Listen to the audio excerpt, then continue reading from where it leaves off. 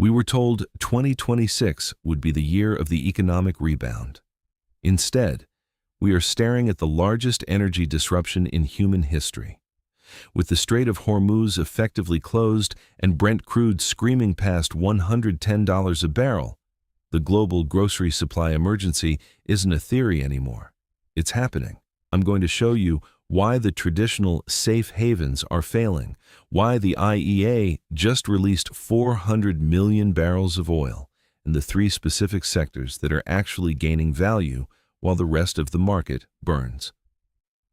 On March 4th, the game changed.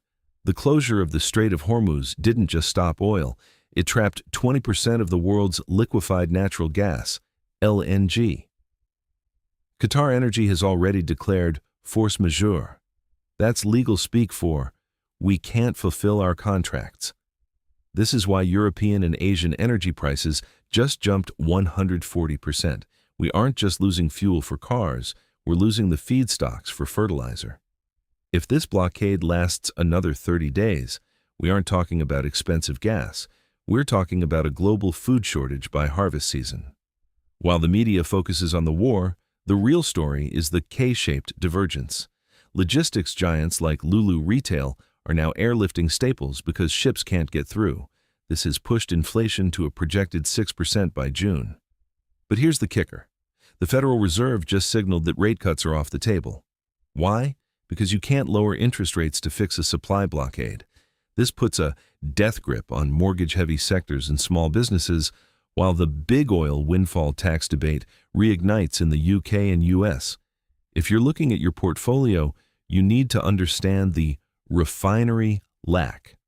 We have crude, but we don't have the right crude for diesel and jet fuel. This is why airline stocks are plummeting despite high travel demand. However, look at U.S. shale. The U.S. is now the world's energy lifeboat, hitting 13.6 million barrels per day. But the biggest hidden winner? Marine insurance and cybersecurity. As vessels reroute around the Cape of Good Hope, the cost of moving anything has tripled. Companies that own the infrastructure are the only ones thriving.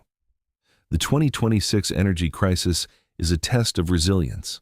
The old playbook of buying the dip in tech might not work this time. We are entering a cycle where physical commodities and supply chain control are king. I've put together a list of the 5 infrastructure hedging stocks I'm watching this week in the pinned comment. If you want to stay ahead of this 30-day blitz, hit subscribe. We're tracking the Middle East impact every single morning.